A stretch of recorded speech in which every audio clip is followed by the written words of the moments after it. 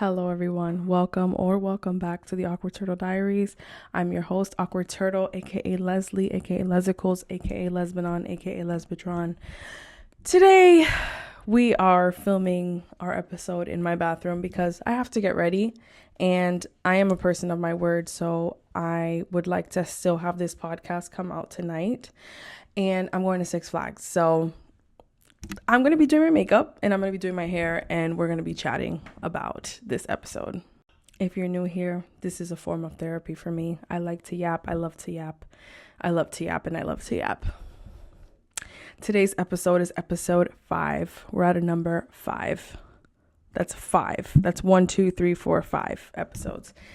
And today we're going to be talking about spending time with ourselves in an episode called Let's Spend Time With Ourselves. So I'm going to start with my makeup. But spending time with ourselves. I find that people find it incredibly difficult to want to do that. And it's me on people. That's how I kind of started.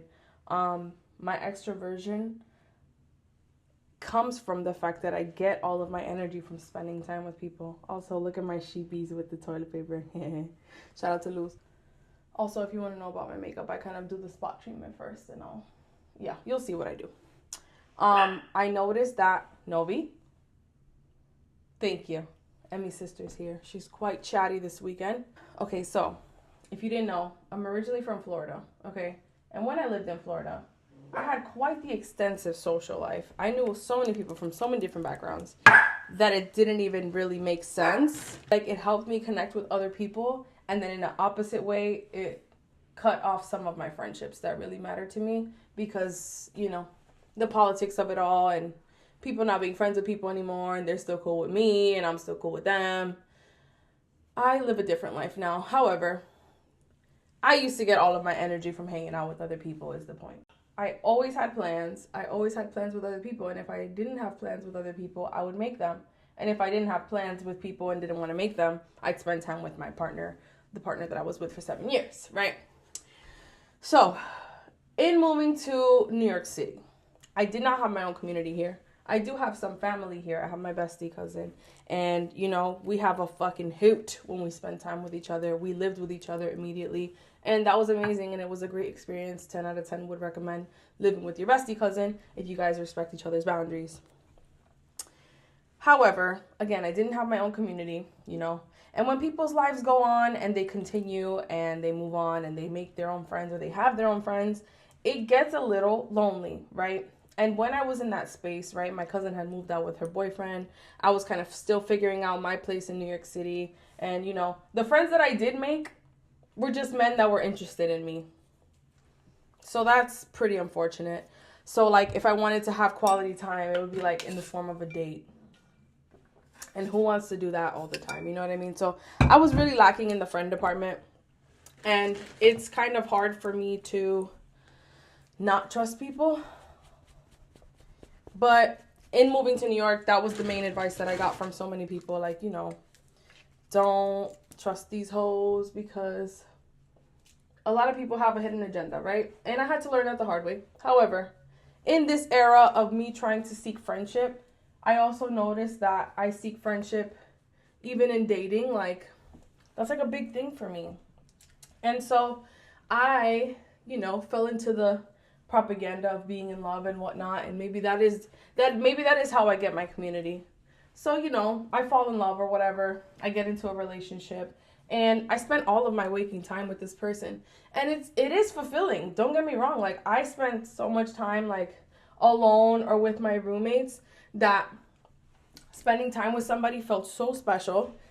And then I started spending all of my time with this person. So you can imagine the codependency and just the lack of an identity that came from that. So in the time that I was building this like self-love platform and just aiming to spend more time with myself, I did find myself to be in a relationship. And then I spent all of my time with this person and had to unlearn spending all of my time with another person. And that proved to be very, very, very difficult after leaving said relationship. I really struggled. I really struggled. But I was kind of forced into spending time with myself. I moved to a different apartment because I couldn't handle the memories in my old one of said relationship. I wanted more alone time, so I moved from a 3-bedroom with 2 roommates to a 2-bedroom with 1 roommate. And it still wasn't enough alone time for me, to be honest. And thankfully, I have my own space now. However, it was better than sharing a bathroom and, having just the 1 roommate and my dog was proven to be more ideal than the previous situation. So in leaving said relationship, I really struggled to spend time by myself because, again, I was really used to spending time with this person and, like, all of my time. Like, not just, like, we go do everything together. We go shopping. We go to do groceries. No, we literally bed rot together. And we do extracurricular activities together. And we just did everything together. Like, we did not spend a waking moment apart. The only time I ever spent time away from him was when I traveled to Florida. So, you could imagine, spending time alone was really difficult. And the only time that I wanted to spend with anyone was with him while I'm grieving our relationship. And so it kind of forced me to spend time alone because genuinely, like, he was the only person I wanted to spend time with. So I had to figure it out. I had to navigate being by myself because I don't want to spend time with anyone but him. And so you can imagine the anxiety, the lessons, the fear, the having to face myself by myself. And because it forced me to do that, because again, I didn't want to spend time with anyone but him, I was also drowning myself in overproductivity. I had 2 jobs. I was a full-time student, and I had just started my grad program in mental health counseling. So not only am I working 2 jobs, one is being a full-time educator, the other one is being a part-time esthetician. I am also in school for mental health counseling. And I also managed to go out like every single weekend and have a complete social life. So like, was I coping? I was coping the best way that I could. I was in 100% survival mode. And the way that I get over breakups is by drowning myself in so much other activities. So, yeah. And the times that I did want to spend with other people, I only had like this much room to spend the time. So like you could imagine our schedules were conflicting. Like when I did want to spend time with people, I only had a window of opportunity and sometimes it didn't work out. So again, I was forced to kind of spend that time by myself and really reflect and go through the process of the relationship. And I'm in school for mental health counseling. So you could imagine all of these techniques that I'm learning about coping and behavioral therapy and cognitive behavioral therapy. And I'm learning about all the things that I'm doing to avoid my feelings in that moment. And I remember being at a bar with one of my classmates trying to get a project done. And it's about cognitive behavioral therapy. And it's about the thinking errors. And I'm like literally reading through every single one. And they're all applying to me. And I literally had like a brain overload. And I started tweaking. I kid you not, I started tweaking. It's literally a Friday night. Our presentation was due the next morning. So I still had to finish it. But I was like, yo, I have to get out of here because I'm literally tweaking. And the only person I want to talk to right now is my therapist. Like, whoo, Lord, I was going through it. Essentially, my brain was functioning correctly, but also like my anxiety was at an all-time high and my nervous system was completely dysregulated and definitely crashed out that night. And this crash out, I had a breakthrough and I was like, you know what? We're going to spend more time with ourselves regardless of whatever we feel, right? And so I started to take my journal, take my headphones, take an extra notebook, take my laptop to dinners by myself and enjoy my night. And to my surprise, I started to actually really enjoy this. Like, I was able to journal about my entire feelings, right? I was able to listen to music while I do that, listen to TikTok, do my homework, whatever I needed to do in that moment, I could do. And it wasn't like somebody with me telling me that I need to be more present or like to stop being on my phone or to, do anything else. Like I'm literally by myself. I'm having dinner by myself and doing the things that I need to get done. And genuinely, this became a routine for me because, of course, I need to feed myself. And I also love, I love expensive dinners. Like, my favorite form of spending my money or wasting my money is dinner and a drink. Dinner and a drink me anytime, any day. And by myself, has proven to be so just wonderful. And, I love not being pressed. I love doing whatever I want and no one has anything to say about it. It's actually, my favorite pastime. And while I'm journaling, I'm discovering things about myself and, I'm reading through past journal entries and seeing what I can connect to current.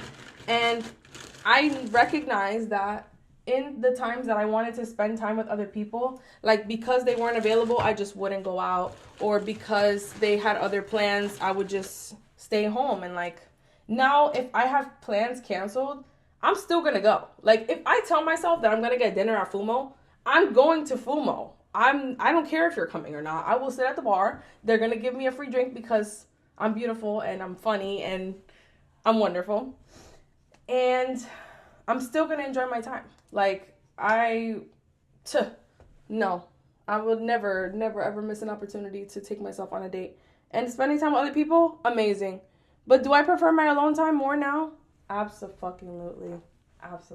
A discovery that I have is in wanting to spend time with other people and being upset when plans don't go through is that I was hyperfixated on what other people are going through, how I can help them, and not focusing on myself. So that's it's a way of self-abandoning, but it's also just a way of prioritizing others so that you don't have to think about your own shit and what you need to work on. So that just kind of, once I was able to recognize that is wrong and you're literally distracting yourself from what you should be doing. What the hell happened here? Oh my God. When you realize that you're distracting yourself from the work that you should be doing yourself, I think that's when your awakening happens. And genuinely, healing is so painful. I know that I recommend therapy to people when they need a safe space or they need to process a traumatic event that happened or they just want somebody to talk to. But that shit is hard. That shit is painful. And even in therapy, that's only 1 hour a week if you're going weekly. Could be bi-weekly, could be monthly. The rest of the time you're spending with yourself. And it's really painful when you are the culprit of your pain, when you are the reason that you are suffering and you're the reason that you're suffering even more because you're not doing the work to heal yourself.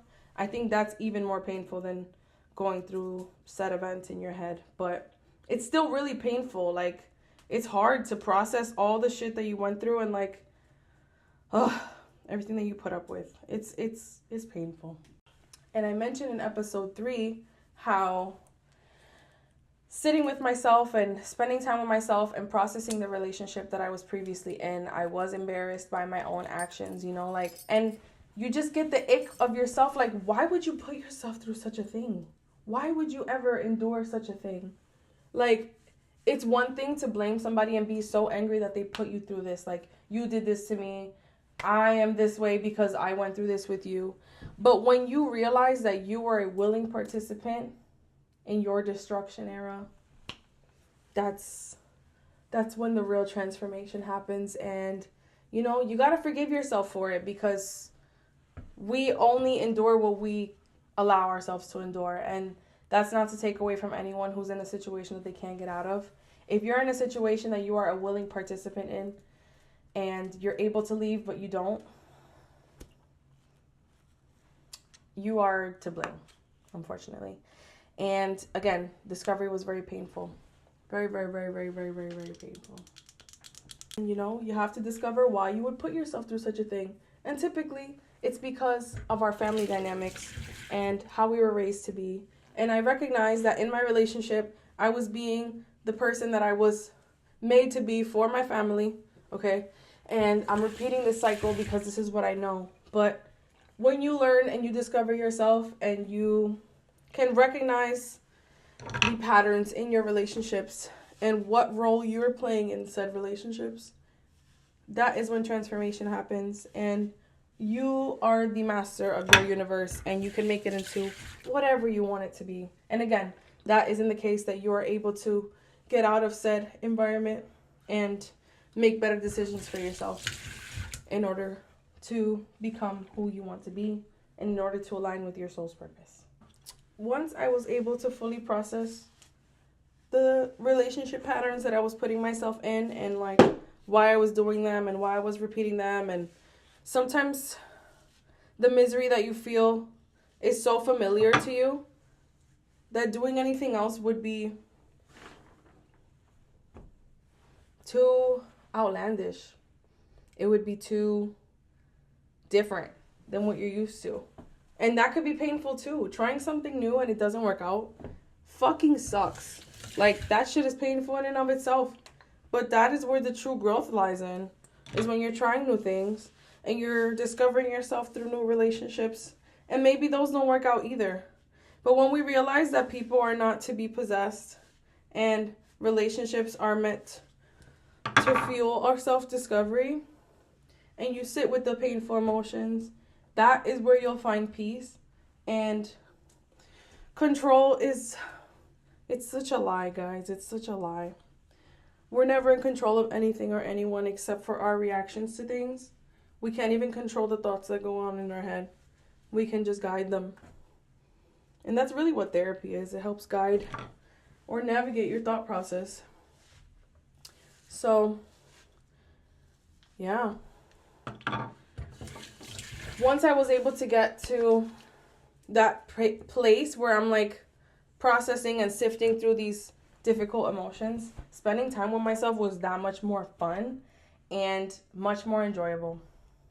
And I noticed conversationally, aside from just hanging out with myself, conversationally, there are certain people that you'll hit a wall once you get to a certain part of conversation, right? Because I'm in the space where small talk is not that enjoyable for me. Like, I want to get deep every time.